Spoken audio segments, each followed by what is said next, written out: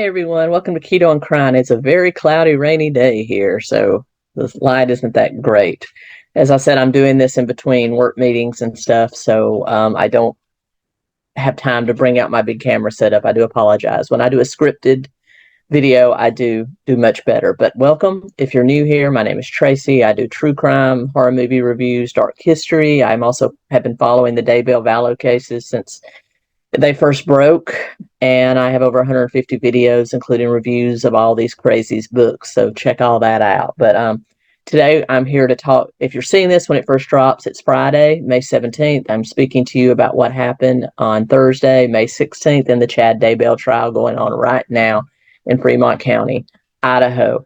So as predicted, the state did rest yesterday after their final witness, which was FBI retired agent Doug Hart.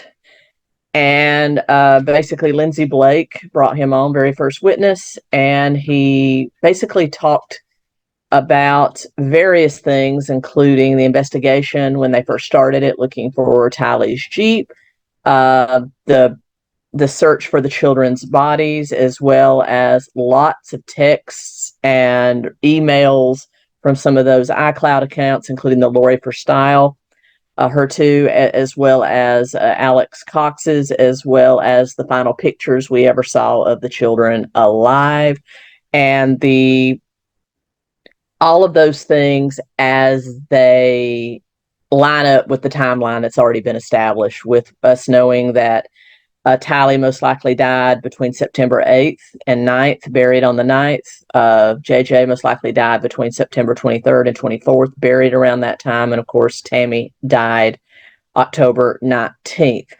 So in addition, the texts and emails are of interest because it's from Chad and Lori talking about people's dark scales.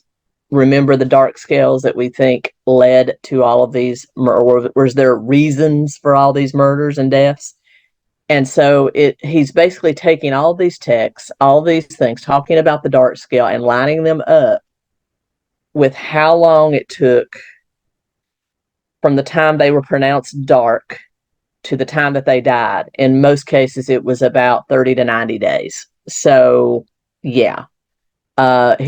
Lindsay Blake did a really good job leading this testimony and kind of painting a picture for the jury, which is exactly what she's supposed to do. And basically we see, as these line up, that not only was JJ, Tammy, Charles, and Tylee pronounced dark, but also one of luckily Melanie Boudreaux's kids both checked out as light, but they also labeled Colby Ryan's wife as dark. They had labeled Brandon Boudreaux dark. So I think it was only a matter of time before they attempted to take out Colby's wife too, because she didn't go along with all this. Obviously, they painted Chad's children as being light. One of Melanie Gibbs' children was teetering between light and dark, so probably lucky for that child that they were finally arrested. And so this entire testimony takes about 2 to 3 hours, and they basically look at the text, the conversations, the emails, and then the behavior, and then feed that into the time that everyone disappeared. And probably the most telling was how they progressively showed JJ as being dark, and then it all culminating in the temper tantrum where he knocked the picture of the statue of Jesus down in Lori's kitchen. And then pretty much Pryor does cross-examine and again tries to blame it all on Lori and Alex, and basically does a pretty piss poor job of doing that. Again, he clings to the fact that his client has not been implicated in any of the Arizona crimes, and also the fact that he's talked about this theology his whole life, and he never actually said, let's kill the kids. That is what John Pryor is hanging his entire case on.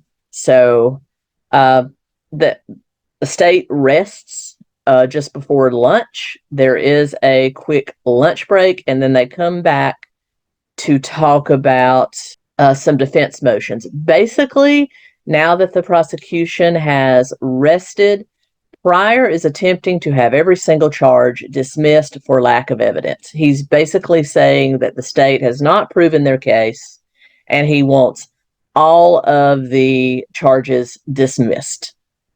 He says that he never proved insurance fraud, grand theft, that they never proved that there was any conspiracy to murder Tammy, JJ, Tylee, and that he had no involvement in the actual murders of these children or in the conspiracies to do them harm. It was simply his crazy theology, and he was drug into it because he was a big old cuck and simp.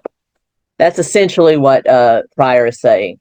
And basically what has to happen is Rob Wood and Lindsay Blake have to pretty much represent the case to the judge on everything they've already gone over for the last 7 weeks to show that there is a case. And the judge essentially finds that there is substantial evidence to prove that there's the possibility that these things are true, and enough evidence to warrant the jury making the decision, not him. So he is not going to be throwing out any of the charges. The most interesting one was on the charges referring to J.J. Vallow. There was a misprint in the actual charges. It said that his death occurred around September 8th and 9th, which we all know is Tylee's time of death instead of 23rd to the 24th.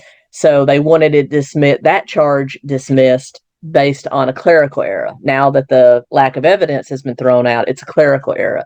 Basically, Boyce does take some time and to kind of stew on that a little bit, but basically comes back and says they will fix the error, and that is in no way grounds for throwing out those charges. So that's where we end. Court is dismissed. There is no court today, May 17th.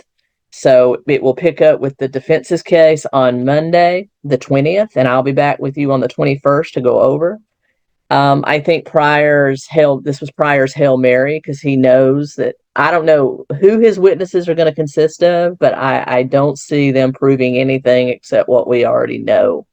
And that is Chad Daybell's maniacal imagination led to the deaths of 3 people. Actually 4 if you count Charles. But since he's not implicated in that, I can't say it. But anyway, that's where we stand. And I will be back with you next week as the defense mounts their case. And until next time, keto and cry.